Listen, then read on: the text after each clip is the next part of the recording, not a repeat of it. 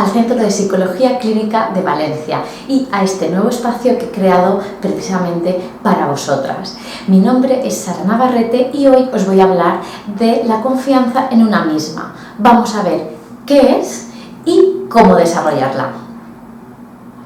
La confianza en una misma tiene que ver con el grado de seguridad que una persona tiene en el momento de ejecutar una acción y está directamente relacionada con el nivel de autoestima. Erróneamente pensamos que la confianza en una misma o se tiene o no se tiene, pero querida suscriptora, tengo que decirte que esto no es así. La confianza en una misma se puede desarrollar y yo te voy a dar una serie de estrategias para que puedas comenzar a hacerlo.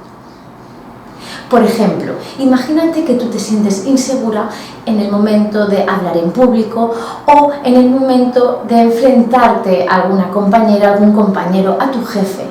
¿Qué puedes hacer para empezar a trabajar esta confianza y alcanzar ese objetivo final?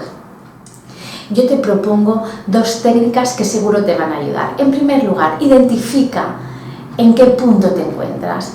¿En qué punto te encuentras en relación a ese objetivo que tú tienes?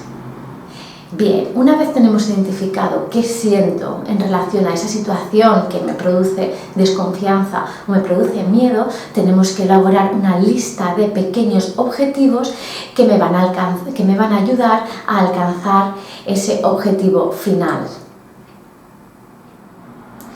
Bien, un segundo paso tendría que ver con el modo en el que yo me muevo, el modo en el que yo actúo. Es decir, vamos a jugar a que soy una persona que no tiene miedo a hablar en público. Nos tenemos que fijar en alguien que admiremos e imaginar cómo actuaría esa persona que yo admiro en determinados momentos. Por ejemplo, toma conciencia de en qué punto estás, qué miedo tienes, qué nivel de confianza tienes. Escribe una lista de objetivos pequeñitos que te van a ayudar a alcanzar tu objetivo final y hazte la pregunta diaria: ¿qué puedo hacer hoy para superar mi miedo, para aumentar la confianza en mí misma?